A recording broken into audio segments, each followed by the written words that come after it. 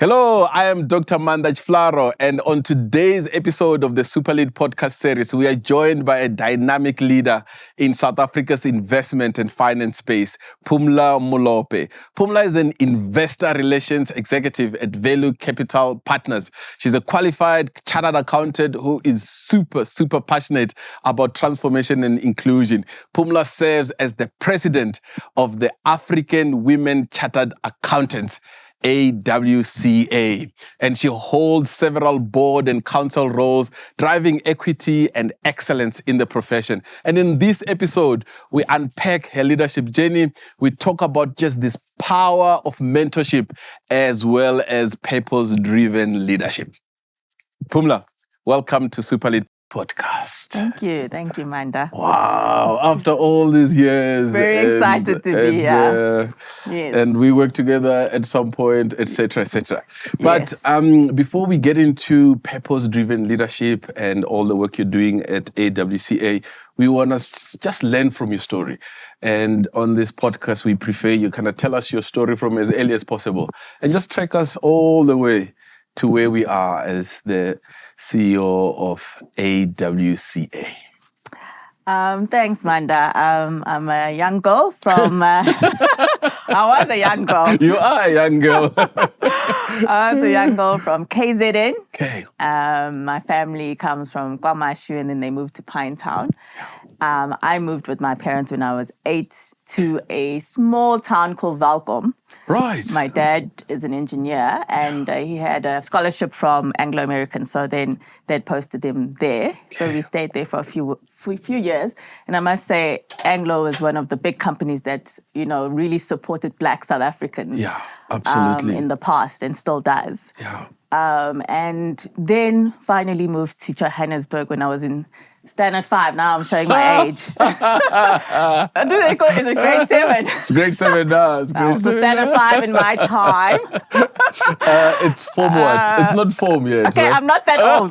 I didn't have forms. I don't know anything about forms. I know standards. We moved to Johannesburg in an area called Windhoek. And that's where I got exposed to the Joburg life. And to be quite honest, now I'm fully Joburg.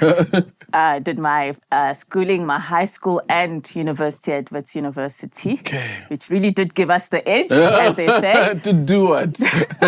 If you're doing the chartered accountancy stream, you'll understand that we were all in the edge of madness by the time we got to honors level. Sure. But really established a lot of my database here in Johannesburg. Really had a really great childhood. I can't say I was without anything. Stunning. My grandparents, my parents, everybody played a role in my life. Stunning. Especially my grandmother, because my parents were still studying. Yeah. And my grandfather. Wait, your parents were studying? So I stayed with my grandparents, and then we moved as a family when I was 8. Okay. To Welkom. Yeah. So and your mom? So my mom is also a chartered accountant. But she studied a science degree before. Geez. So that's all I always say to people, whatever you want in life, you can get it. Don't look at the time. My mom had a family and she had finished. She was already in a career as in the sciences. And she decided she wanted to change. And she started her BCom. And then one day she saw something on corporate finance. She's like, what's this thing? Yeah. And how do I also get into this chartered accountancy? And that's what happened. A bit of curiosity. And she did all she articles. Did everything. She even did her articles. She was the oldest article clerk at a firm called Fisher Hoffman at the time. Okay.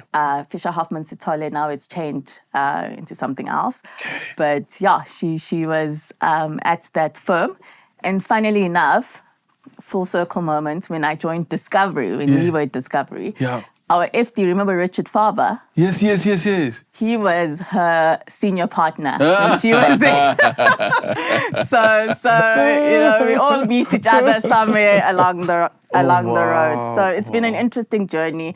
I'm from a family that's educated. My grandfather was a doctor. Geez. He actually did public medicine at Harvard Public medical school. Jeez.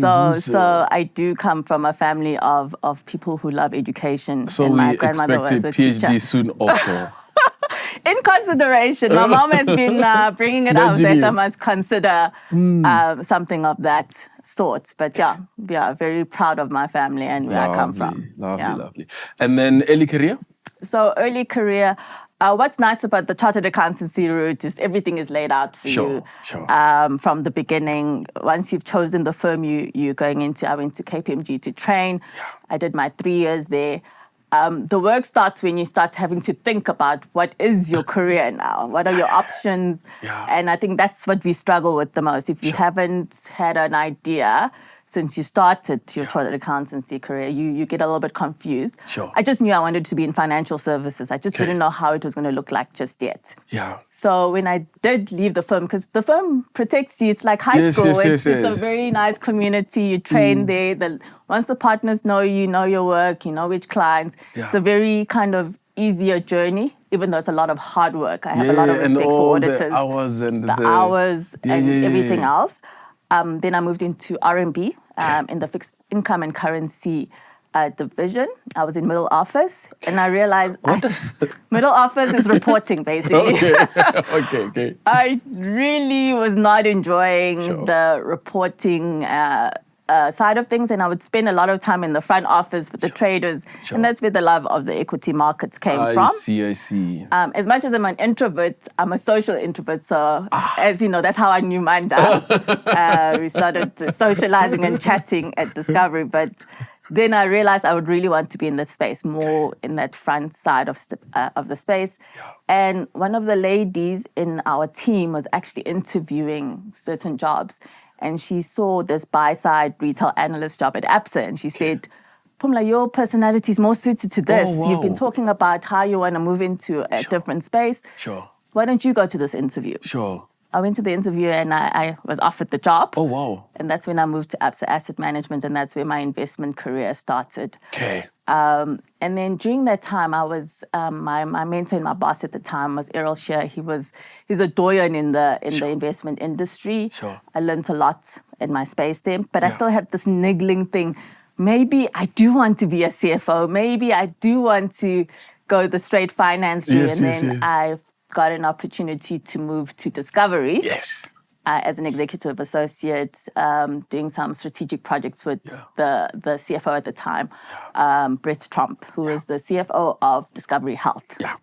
And that's where I met Maanda, because we were all executive associates to one of the executives. And it was great. It was a great learning experience. I don't know what you thought about it. It was for me. Yes, sir. And I was a career accelerator. It was. Sure. And I think for me, Discovery Health and Discovery itself was one of my favorite corporates to have worked for. Absolutely. I think the energy in that corporate, and just the purpose-driven that's where the shared value focus. Yes. And if you were pitching an idea and it did not align to that shared value focus, it wouldn't go anywhere. Absolutely. So I got a lot of education on that, and I really think that experience being in that building did a lot for us. We were very fit. I think I was the fittest I was in my life at Discovery, because we used to use the stairs and not use the elevator. If we look down on it, you must walk and get all your the steps and the smoothies and all the rest of it. And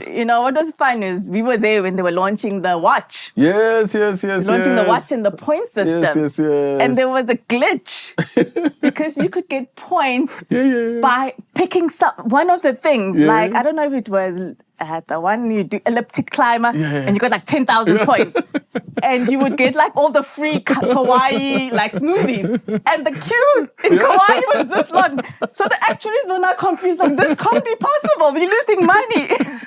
We're losing too much money, this shouldn't be. And they realized it was a glitch in like the mathematical whatnot. That's how tight these things are. But it was a really amazing experience. Like every day you wake up, go to Discovery, and there's a challenge. People are like running on treadmills in the middle of like, what is going on? Just, And people are competing, the push-ups and all that stuff. Absolutely. And also just from leadership from the top seeping down. Yeah. I think it was probably the most fittest board I'd seen. Absolutely. Oh yeah, there's that part too. They took the shared value system very, very seriously, and you have to commend them for that as a corporate. Yeah. And then you left. And then I left. Then that inkling of this investment thing, I actually really miss it, and I enjoyed that space. Sure. And as it turns out, the universe conspired. Sure. And through your career, you meet people, you network, and that's very important. That's part of the AWCA structures, the networking, but meeting different types of people, and somehow your paths cross.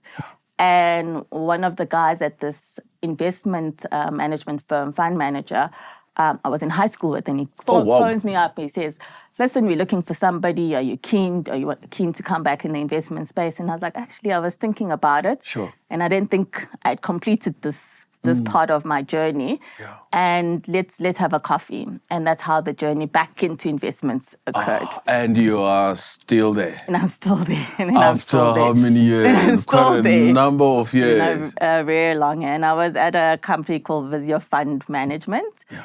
I was a fund manager there. I looked at specific stocks, retail, tobacco, Richmond, like shopping. So Richmond's really... it's the Cartier bracelets, if you didn't know, people. And shopping habits and all those things, because you really learn how to research, how to look at things globally. And through that space, you meet a lot of CEOs, you meet other analysts, and also because it's a space that not a lot of Black professionals may have known about, you start seeing less and less of people who look like you. Sure. Which also made it quite important for us to, do well in those spaces and to be in those spaces. Yeah. And for people to realize there is a career that is in the space where you can be an analyst, you can be quoted in the paper, you can really make a difference as a shareholder, because now you're an investor, so you're a shareholder speaking to companies and saying, guys, but you can do better here, even though you've never run this business, but, using your intellect, you guys can do better here. I think you're not being efficient here. And that's our role, Sure.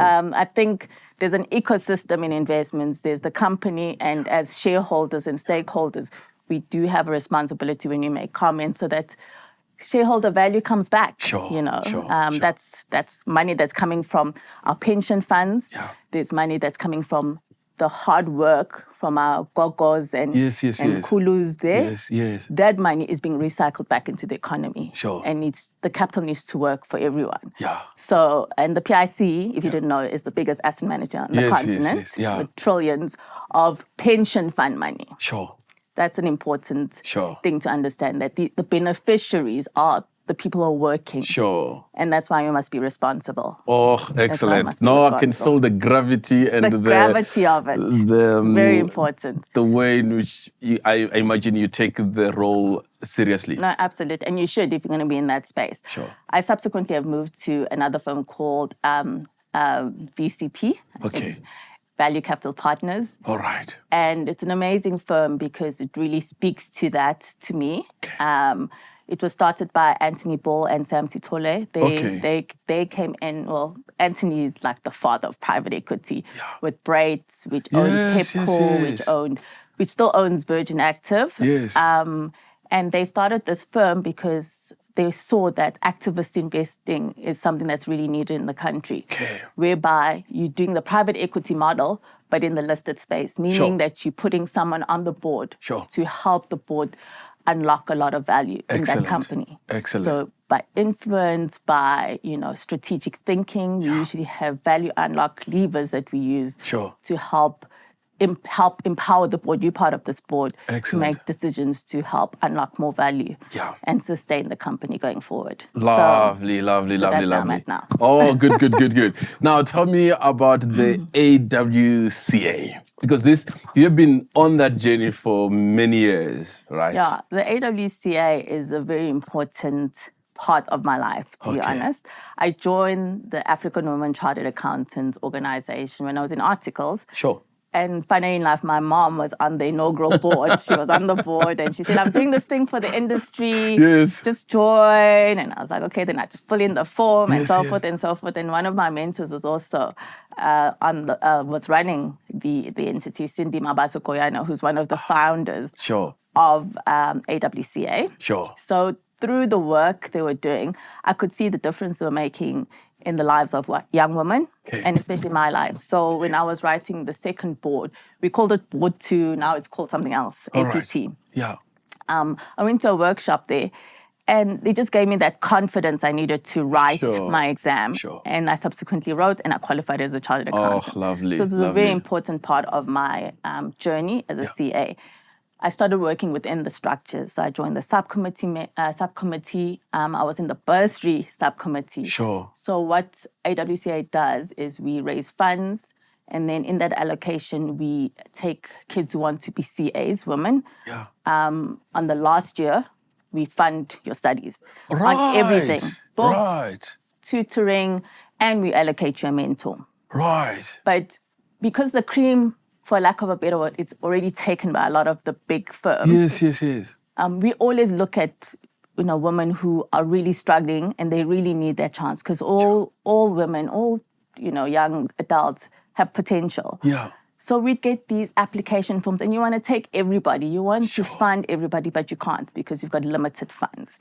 And the backgrounds of some of these young ladies, it's so heartbreaking, and they've done so well just to get to this point. And they just need someone to fund. Please fund me for honors. I'm so close to this, end. And you sit there, we would cry and you're thinking, oh, I wish I could take all these kids to school, but we've only got 100,000 or whatever it is at the time. And where does the money come from? So it comes from our stakeholders. We have amazing sponsors who come to the party and they do fund some of our initiatives, or they give us funding directly for the fund. And one of the things we use as a lever for that is our big fundraising gala, which we're having next week on the 6th of August. Okay, good. So we've got a conference during the day, and then we have a big fundraising gala whereby we try and raise funds. We sell tables and so forth, sponsorships to raise funds for this bursary fund. And we decide strategically how many kids we can take. We want to take, this is our target, 15. So this is how much we need to raise, and that's how we do it. Just word of mouth, just pushing, marketing, trying to get as much funding in. And I invited you, by the way. Did you RSVP? We'll check with Mpo if... So that's the exciting, and it's amazing. So on that evening, what's great is we also honor a woman who we feel has done amazing in the business, but also a community builder in any way. They could be funding or helping women or other individuals in a different space. It doesn't have to be a chartered accountant. It can be any woman, and we've had many of our honorees who have done big business, Wendy Luhabe. Last year we had Funeka Mojani, who's at Standard Bank. We had Cindy Zilwa, who's the second person to qualify as a woman CA in the country. So many of our amazing women, we want to showcase all the work they've done. Outside of just business, but also the community development work that they do. Lovely. So you've got the bursaries and that, and what else do you do? So we also do many initiatives. So I look at AWCA as your big sister. Every part of your career, we're trying to improve. The sisterhood. It's a movement. So we have student chapters. So we start at student chapter level, where most of the universities in the countries have an AWCA. And through those, the ladies run on their own. They ask us for help if they need speakers for the events and so forth. But they really run on their own. They do tutoring sessions. They do empowering sessions. They have, now they've got women month things that they're doing. And it also helps them hone their leadership skills, but also learn the power of helping each other to pass this really tough degree, to connect, to network, because these are the same people you're going to meet in business one day. But we also go to schools. So the first initiative when AWCA started in 2002. Was Wait, 2002, 23 years later. 23 years. So we're credible. movement. We didn't just happen. We're credible. We even gone through COVID. You know, so 23 years. 23 years. The first board, their initiative was go back to the high school you went to. Okay. Show these kids what a CA would look like. Sure. Because representation matters. It does. And it does. Our prior president, I mean, she got to be a CA because she saw Cindy Zilwa at her school talking about this chartered accountancy. Yeah. And you can imagine rural schools or schools in the township, when you hear this thing, but you don't know what it is. Yeah, you don't and then know you the people. see And then you see a real person who human looks being. like you, Sure. who's achieved it, Sure. and is able to take care of their family. Oh, lovely. And that cycle, Sure. you can break many cycles with education. Excellent. And so that was the first initiative. Just go back to your high school and talk about the career. Yeah. Show them that this is possible. Yeah. So that's part of what we do as well. Okay. Go to high schools, career days, and just talk about the actual The profession. career, the profession, and just be a representation of you can do this. Oh, you can look like lovely. me and you can do this. Lovely. And so we've got the students. We've got 3 tiers: identify, nurture, lead. Okay. That's So how let's we look take at one at a time. Identify is exactly what I've spoken about. Okay. The school, student chapters. You want to be a chartered accountant. Okay, we've got you. You're in the pipeline now. Okay. Then nurture. That's when I talked about the workshops we do to help you pass your board exams to become a chartered accountant. So we run those things. We run them at SAICA sometimes. Sure. So we have the industry backing. So then we nurture you. If you're an early career CA, we try and do a career day so that you can come and see what type of careers you want. We have wellness, we have tutoring, we have mentorship. Geez. Mentorship circle, because you do need mentors. Say more about mentorship. So mentorship is a key part of what we do. It's a key part of what we do. Even from student chapter level, we do we do hook you up with a mentor. The bursary students we have, you have a mentor. Yeah. It's just somebody to help frame your career, what you're thinking, help you along your journey. Yeah. And we always hope that you find a rapport with your mentor. Obviously, sometimes it works, sometimes it doesn't. Yeah. It's part of life, but it gives you that idea of just having somebody to hold your hand through your life. You've got a big sister of some sort. We've also got the mentorship circle, whereby it's not just about chartered accountancy. We have other members, other professions. Oh, just chemical women. engineers. Yes, just women who want to mentor, Sure. young ladies or ladies in the profession. Yeah. Because you have different skill sets. Okay. What I know, what another woman in engineering, Yes. in law will know something different. So we have that, and we've relaunched that.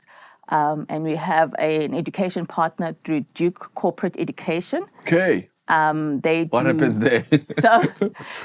Then we go to the lead tier. Yeah. We've got a board. If you want to be a board member, there's this board course we do with Duke Corporate Education that helps you understand your responsibility as a board member, your fiduciary duties, what does corporate governance look like? What does it mean if you go wrong and you have to go to court? Jeez. What does it mean if you are a board member? You're not there for just the prestige. You're there to do a job. To protect this company and to ensure that shareholders do get value at what they put their money in. Yeah. So we've got that board leadership course. And this is paid for? We have sponsors. Oh. So we have sponsors. We've had Facet, who have sponsored us. And we have other sponsors who come to the party who say, yes, we actually like what you're doing. We'd like to be part of this. Okay. So that's part of the collaboration we do with many corporates and companies. We come to you, we can curate something. And you are adding value to society. You're helping us do what we need to do. Let's collaborate and see which of our programs you want to be part of. That's how they are sustainable. And then some of your members will then apply and say, I want to do this program. The members apply, and we obviously help facilitate them to be part of the program. So what we launched this year was the public sector program, executive program, which is a legacy program on the top of Tsakani Maluleka's being the first woman AG in the country. It was already the seed was planted when she became the AG. Yeah. And all the women came together who were celebrating and said, we want to have a program where we have more tsaganis. Sure. We have more women AGs. You can't be just having the first. We need a pipeline. A pipeline, yes. So how do we support the public sector? Let's do an executive program. And AWCA, you are credible. So you become the custodian. Here's a few brands. Yes. So they gave us a donation. Yeah. These women on their own accord. No way. And said, okay, house this money and launch this public sector program. And we did last year. Okay. And we did get sponsorship from Facet, more sponsorship. Yeah. We had our education partner through Duke Corporate Education. Good. And we launched it last year, and we've just had our first graduates from the program. So and good. It's women coming from National Treasury, AGSA. Someone was in the health, in public health. Sure. So you're touching different facets of women. Stunning. And this is the work we do. We're trying to build the country and make impacts. Yeah. That's I just remember there was a time I was invited for golf. Yes, we used to have a golf day. Actually, it was Dr. Tandin Ndlovu, the late Dr. Tandin Ndlovu. She was one of our women of substance. Okay. And she was a golf fan. And her company used to help sponsor that golf day. Yeah. And we need a new sponsor, SuperLead, to lead the way and help us reinvigorate that golf day. To bring more sponsors, to talk more about the AWCA story and so forth. Excellent. So, you said women of substance. What is the background on that? No, absolutely. So the Women of Substance is one of the key events we do. Okay. It's part of that fundraising gala I was speaking about earlier. So a Woman of Substance is the person we confer this award to. We call it the Woman of Substance. Wow. By the way, we have copywritten that. So if you see other Women of Substance, it's incorrect. It's just that we don't have enough money to sue anyone. We're an NPO. But we actually copyright that. Yeah. And we confer that woman every year. Sure. And she leads that charge for the year. And they're very supportive of what we do. Yeah. Just to showcase that women are doing a lot in this country and people are not aware. Sure. Sure. And give me a sense of the scale of the membership. So our membership base is about 1,200. We're going through a process. African women chartered accountants. African women, but Black in terms of South Africa. So we have African, Indian, coloured. Excellent. Because we felt it was imperative that we are all in this journey and we're trying to correct something and pull women up and advance women up in a responsible manner. Yes. So we've got about 1,200 in our database. Wow. We are going through a stratification just to break down where everybody is. Stunning. And we're going through a big digitization program for data integrity, POPI Act, all of those things, to make sure that our database, which is our IP, stays strong, and it's something that we can help other companies tap into, but obviously in a collaborative way. Okay, so you wake up and you go work and invest, and then there's this organization that's 23 years old with over 1,000 members and is doing all these things. Is this all volunteer work? It is all volunteer, and I'm so glad you actually brought that up. It is all volunteer work. I do not get paid for this. All that but my work. Time goes into it because I really believe in what we do. Sure. And I've really got a passion for it. Sure. And I even say this is like I've got two daughters, my real daughter, Owami, and I've got AWCA. But, we've got young women who are sitting on the board and they're really in their own time. Sure. All got full-time jobs, families, kids. But you're allocating your energy and time to doing this, which is so important because I think South Africa does lack that volunteering kind of thing. And many of these don't last this long. Yes, and many of these... So we start something and then it goes off, and then people get busy and then... Yes. And I'm curious, what does it take to lead volunteers to can do the kind of work that you do with the passion? Absolutely. If someone who's leading an NPO or a church or just a group of volunteers, what might you say? I think you need to believe in the purpose of that organization. Sure. And really have the passion to do this, because it doesn't come from anywhere else. You're not being driven, your behavior is not being driven by a financial reward. Sure. Your passion is being driven by you innately believe in this. Sure. And therefore you're going to wake up and you're going to allocate time and energy to this thing. Sure. So most of my weekends are AWCA. Some of my evenings are AWCA. Sure. But I don't regret it. I wake up, I'm like, today, what's the new, how are we going to move this pin forward? Sure. And what's great about AWCA is that from founders to new leadership to now, we've been able to have a great succession planning. Excellent. Because we do have a deputy. I've got my deputy, Maanda Tshifularo, who's an amazing person, and she really fills the gap because we're both busy people. Yes. But if I need help, she's there. She's like, what do you need? How can I help you? And you need people like that. There is no different type permanent person there's no one in the team. So we do have an office. Okay. AWCA office. We are housed within SAICA, the South African Institute of Accountants. So we do have an office there. We have office staff which are amazing. Lovely. Judith Nisi, who's our operations manager. We've got a finance person. Good. She's coming. So we need to make sure that our structures and governance have a base. Yes. And they get inundated. Calls, emails, and then we pick it up as the day goes, and the evening we can all now come together. But it's really something that's heartfelt, and that's why I commend my board, who actually they've got real jobs, and we've got a nice mix of more mature members who are on the board and the younger ones who can run a bit faster than us. Sure. And, it's just really allocating their time and their energy, and we are so purpose-driven that it becomes easier. But I've taken on as the president this year, so it was important for us to build a rapport and gel as a board. And I like empowering people, so sometimes I leave you to do what you need to do. And when I see that this is coming off, now I need to come in and just help guide and lead in the front. So it's been a great journey. It really has. Lovely. So you and I were in a leadership magazine recently, and you wrote an article on leading out of purpose-driven leadership, and it's also still coming through here. Perhaps you can share some of those insights with our listeners today. I think it just goes back to exactly what I said, just knowing innately what you are trying to do and the impact you're trying to make. I think we all need to lead by purpose, and it comes with self-mastery. Sure. And part of it is learning. And with my team, I try to have a consensus type of driven, because it's volunteer work. So, there's no I'm not going to come with this is your KPI. We sign a social contract with each other. Okay. What does that look like? So a social contract is more like, you obviously, because you're on the board, you have your fiduciary duties.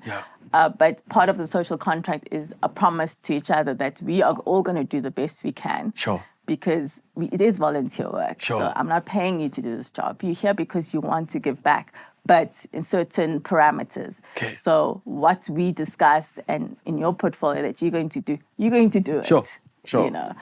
Because I'm not going to be able to penalize you with, you're not going to get a bonus. There's no command and control. But we're going to have a chat about it and say, listen, this is what I'm concerned about. Do you have enough support? Do you have enough subcom members to help you? How do I help you be able to run this portfolio within the parameters you have? Are you're studying MBA, you've got a family. Yes. How do we relieve some of the pressure? So it's that type of social contract that we're here for each other, but these are the things you still need to do in your portfolio. And you reckon we probably need to sign more of these even in the corporate world, It'd be great, right? You start NDAs and so forth, but that social contract of being accountable to you, Maanda, I'm accountable to you. I'm here, we're in the same purpose, and I'm going to achieve these things. And when we have our strat, we're going to ask you, what did you do? Who's supporting you? How do we help you? You didn't do so well here. What happened? And, no hard feelings. But, and if you have to separate, that's okay too. No hard feelings. You can't do this. We have a constraint. I mean, last year, one of our board members was going to do MBA. It was 2 years ago.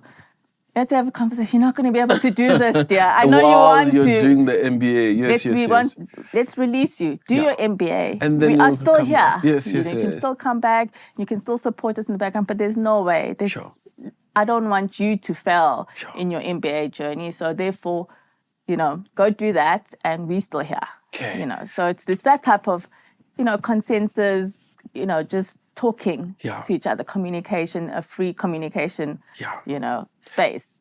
Excellent. And maybe I wonder if if there's unique challenges that face the African women chartered accountants that perhaps the organization also helps solve. I wonder if there is 1 or 2, 3 things that you say, hey, the women in this profession who are from these demographics, these are some of the things that they kind of come up against, and this is some of the things that you're doing to help.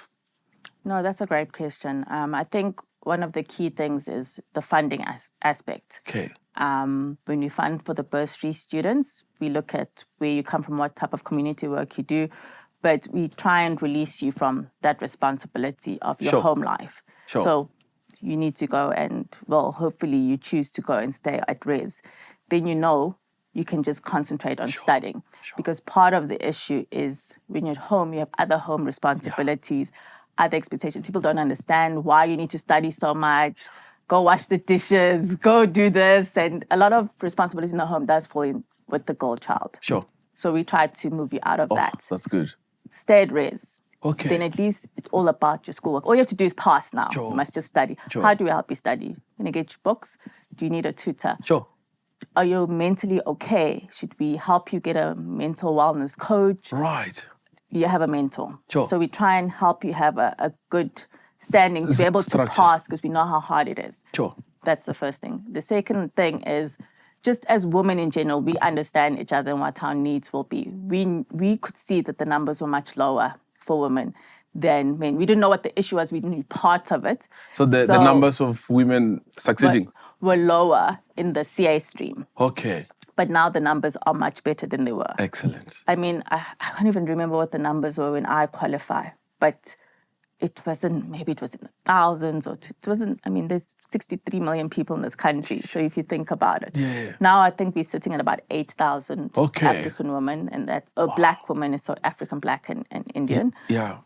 So our mandate was, how do we get the pipeline through? Sure. Part of it is having the board courses, the initiatives to help you pass board, because if you don't pass board, you're not going to qualify. So one of the key things we do is the board courses. Okay. And thirdly, mentorship.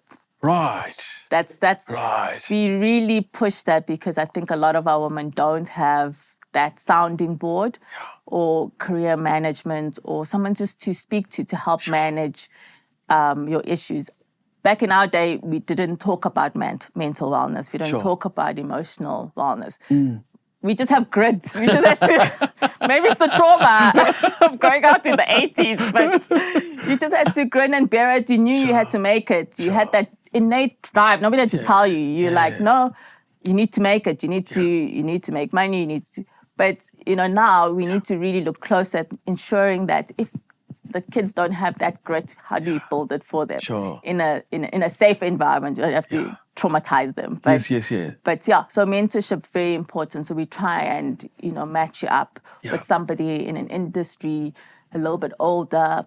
And also there's also peer-to-peer mentorship. Yes, because you're in a community. Yes. And I just think South Africa in general, the community part is quite important. That's how you grow as a country. And I think we've broken that. Family, community, all of those things are very important. So that's what AWCA, it's a sisterhood, but also that big sister, what do you need right now? You need an international experience. You've got a Fordham program. You can spend 6 weeks in America doing a course and come back. It's called an emerging markets course. Obviously, we need to always find how to fund it, but the point of the course is to help people, women who have never gone overseas for work or travel or whatever. They get an experience of going to New York for the first time. So good. green stuff. Oh, lovely, lovely. So that's what we do. We fill that role and saying, what do you need at this time of your career? How do we help you? True sisterhood. Now, your wishes for the future, and let's assume there was unlimited funding. What do you see with African women chartered accountants? Thank you for saying that. AWCA. Exactly that. That our model is sustainable. Okay. That we are able to fund as many, young women who want to go into the chartered accountancy stream. It's not an accounting degree or just an accounting. It's a business degree. Sure. That's why you do 4 majors. Sure. That's why you can go into different various careers when you have the CA degrees, because it's a business degree. Sure. It helps you think about business. So definitely that. I want to ensure that the legacy of the organization stays on. I'm the president just for a short period. Sure. But this seat needs to stay on until we meet our vision and our mission, which is the advancement of African women. Oh. And if we get to that point, then I'm happy. Lovely. If you want to close off shop once we've done that and you've got as many men and women in the country who are chartered accountants, I'm happy. Yeah. So it's really just to sustain what we're doing. But it's more than just chartered accountants, but just ensuring that women have a voice in the country. Sure. Women are able to go through challenges and still know that you can still do this. Yeah. It's ebbs and flows. Sure. We all go through, nothing is perfect. Your career journey is not a straight line. Yeah. And you'll be okay. We'll help you believe in yourself again. Sure. We have mentors, we have programs, we have spaces, we call power spaces, where we can discuss things, what people are feeling and what's going on in the economy, in the challenges you have in the corporate. Yeah. Those are the spaces we discuss those things. Sure. So we really are there to help women be the best they can be, holistically. Lovely. So. Any role men can play? All the time. We don't. I laugh. So some of my board members are young and unmarried, and I always say to them, "Who's going to marry you guys? You're so empowered." Actually, this is so amazing that you asked this, Maanda, because one of the imperatives I want to do, we are worried about the boy child being left behind. Okay. Women, rightly so, have been empowered, but I think now it's become quite binary. Sure. And we are leaving the men out of the conversations. Sure. And we are in a society with both females and men. Yeah. And we need to live in that society in a productive manner. Yeah. And we've seen the socioeconomic issues that are happening in the country. And that comes from all these type of sources of discourse. Sure. And one of the things that we're still trying to figure out is how do we help the boy child have a space. Sure. We've created spaces for ourselves. Yes. We've created spaces of mentorship, spaces of talking about things that make us uncomfortable. Sure. We are the spaces for men. Sure. And how do we support that for the boy child who has been now penalized in a way and left a little bit behind because the focus, which was rightly so, was on the women, but we can't have them too far behind us. To the point where you'll see some of these degrees, you have more women than men. Sure. Graduating from certain degrees and you worry like, where are they? Yes, Why are they not studying? Where are they in the picture? And system? Maybe something has gone off, but we need to now bring them, close the gap a bit. Yes. So one of the things we're trying to figure out how, but to have almost like a power space for men to and have mentorship. Stunning. You must mentor someone in high school or varsity, men-to-men mentorship, peer mentorship, outlets where you discuss the issues you're worried about your family, things that can help you be more vulnerable with each other. Because I think those conversations, or the space for those conversations is not there. Sure. We as women naturally create those spaces for each other, but I don't think men do the same. So that's one of the things that we are trying to conceptualize. Excellent. And maybe a second last thought is just your, if you could even just speak directly to the camera and just talk about why we should be kind of offering our time to mentor others. Because it's very easy to kind of just get carried away with what needs to be done, and before you know it, you haven't had the opportunity to mentor those that are coming behind. No, absolutely. I think for me, mentorship is very key, and you don't need to be a famous person or be great at business. You just need to see somebody and think, I'd like to guide this young person through their life, because it's great to have a guiding voice outside of your parents, your family, and so forth. Just somebody who's like, I see you, I acknowledge you, and how do I help you become the person that you should be and the potential that you have? And that's what mentorship is about. It's just a guiding light from somebody who's, if you're challenged by something, you can speak to them that's outside of a voice you might know, and they can give you some, guidance, a way to get out of a challenge, a way to think about things, a way to frame things, almost like a coach.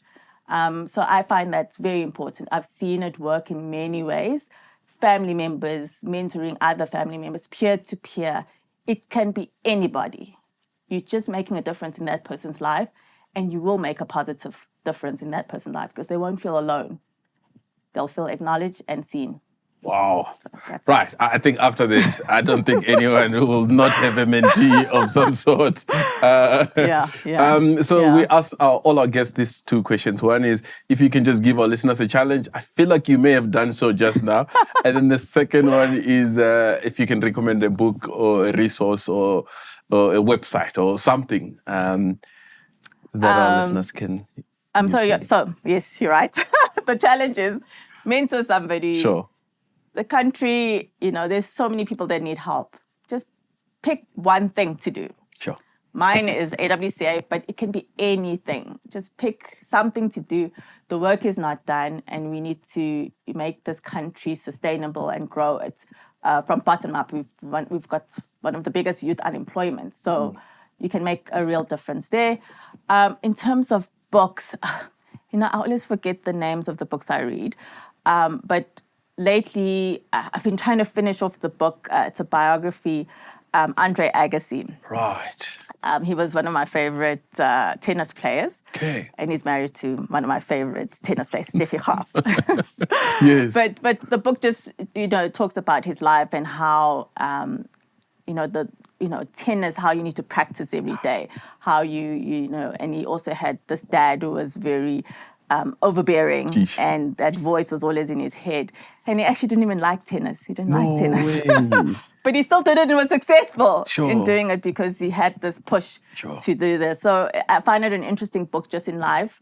Sometimes you do things you don't like, but then you can become successful in those things and have different choices.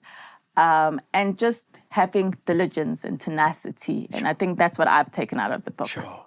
Yeah. Pumla, it's been awesome. Thank you for sharing your time, and thank you for all the work you do at AWCA. It's our pleasure. I always say to people, we are in service. We're here to serve. So you don't own the seat. You're just here to serve, and then once your time is up, you need to move forward. Lovely. And let somebody else take the lead. Oh, excellent. SuperLead. Lovely.